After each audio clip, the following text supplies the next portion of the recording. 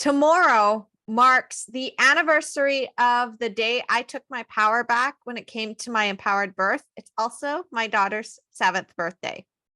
And if you've met Michaela, then you probably know that when you come to visit, she will show you her entire toy collection. And she's got a lot. Why? First of all, she's really freaking cute. So everybody wants to give her stuff all the time. So birthdays and Christmas and Easter, and because she's cute and they were out shopping and she wanted something and she batted her eyes, and suddenly there's always this influx of stuff. It got so bad that I finally just had to turn the stairwell in the back room that's between both the upstairs area and also to my storage room. So I don't really use this space other than to get over to the storage place and get maybe some shoes or outdoor stuff that we're using for the next season. I rarely go in there, but I used to have that as the playroom, but she didn't want to go in because even though it fit all her stuff that she kept accumulating over and over again, there were spiders in there and I don't like it because it's all basement and it's not a finished basement. So I'm scared. I get it. I wouldn't really want to play in the basement either. And at the same time, I'm a 90s kid and that was where kids played. So I really had to get creative. So I created this stairwell, but let me just tell you, when she pulls all her stuff out, it is a huge mess. Thankfully, it's not a mess that I have to step on, but there's going to be a point, and I'm already getting at that point, where it doesn't matter how many times you stuff that stuff in the box, there's still just too much. Now, in the rest of my house, I'm very minimalist. I believe that I don't need a whole crap load of stuff. And any mom who understands like the less you have, the less you have to clean up, it can be really frustrating when you KonMari everything else in the house and this doesn't spark joy and you get rid of all your stuff, but you can't really touch your kids. You can't touch your kids' stuff. They are going to say that every little piece of Lego or whatever it sparks joy for them. And they're not going to want you to get rid of it. And sure, you can go in with a garbage bag and get rid of what you want. But because they're kids, because everybody wants to buy from them, or buy for them, what happens is that you get rid of 5 boxes of stuff and you feel really good about that. And then your kid has a birthday and it looks like you get more stuff. Yay. Yay. I'm so happy that you felt the need to buy my child that really nice toy set. And then you bought them a bunch of other gifts too. So now they have like 3 different dolls. And then at the same time, oh, somebody else bought a giant stuffed animal. Oh, yay, yay. Where are we going to put that? Thank you so much. I mean, I get it. Like they're getting my kids things. The kids are happy. But as parents, come on, you know, there's a mix of joy. You thought of my kid and I'm going to kill you. I'm kidding. I mean, I wouldn't actually kill anybody, but that feeling is there, especially when it's something that your kid has a lot of that, yeah, they'll play with it, but then you're cleaning it up constantly. And it's like, great, just great. But here is a solution to this influx of stuff. When your kids get to a certain age, and you know they have everything and you don't want any more toys, be proactive. Take the 7 habits of highly effective people and actually be proactive. Begin with the end in mind. What is the end result you want for your kid? You want your kid happy and excited and also having those rich experiences, right? You want them to be able to boost their talents. You want them to have things that are going to allow them to invest in their future and their successful stuff or successful self. Because first of all, toys, there's a few that can carry them on to different stages, but most, let's be honest, they're going to outgrow them. They're going to be like, oh, this is the cool new thing, and I have to get every single character from this set. But then that character is out of style. They're into something else. And now you've got a million different little figurines that nobody plays with, but they have to keep them because one day they're going to want to hold on to them. And I'm guilty of this too. As a kid, I was like, I want to hang on to every single piece of my stuff. And I have some nostalgic pieces of my childhood that I did pass on to my kids. But then the house fire cleaned out a lot. And then at the same time, I did save a lot that I probably shouldn't have, because as soon as people found out that my kids had lost their stuff, they dropped more on me because that's what people do. And the other thing, of course, is that when your kids outgrow something, then you tend to pass it on to somebody else to use it, right? Well, what are other people doing? Other parents, hey, my kid doesn't play with this anymore. Here's this whole big box because we just want to get rid of stuff. But what if we did something different instead? What if we got really proactive and we said to people, it's like, look, our kid has 8 million Barbies, or our kid has 8 million Transformers. Our kid has so much Lego and they don't play with it, or they do play with it, but there's just too much. And we really don't have the space and we can't get rid of anything else. So here's what I'm actually doing.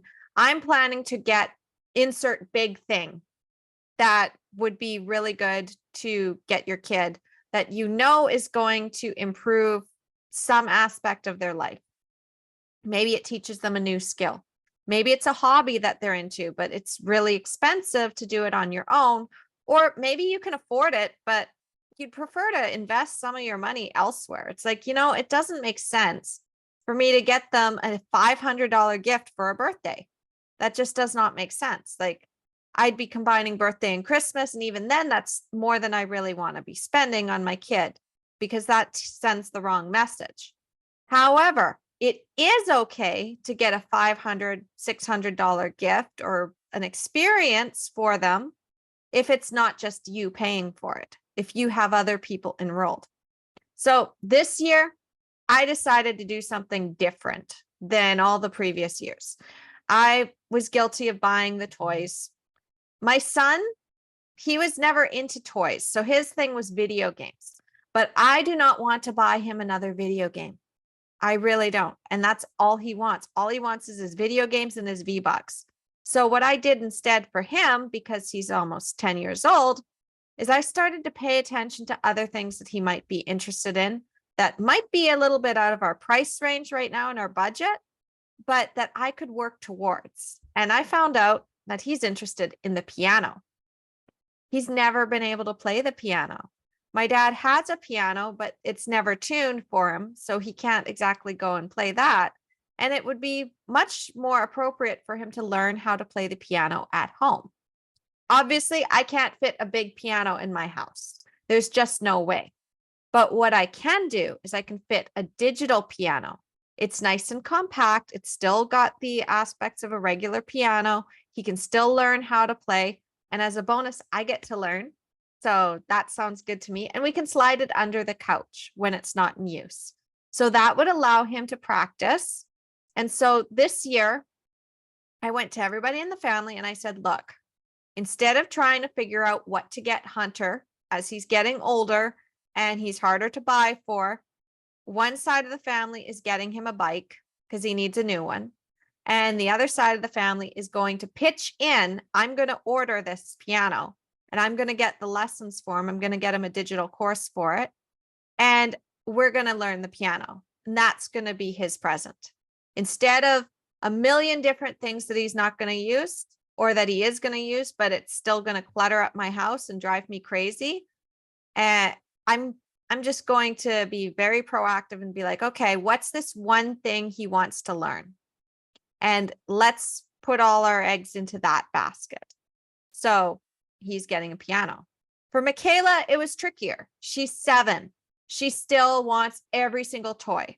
She follows all of the child influencers. She checks them out on YouTube. Her friends tell her about toys they have. She goes to a kid's house and she sees a toy and suddenly, Mommy, can I have this cash register that will help me to play with money. And I'm like, you can just play with the play money that I got from Austin because I've got printed money. No, mommy, it's not the same. I need to have the coins and I need to have the cash register. I'm like, there is no way that you're bringing another bulky item that is not going to fit in a tiny box in a shelf into this house.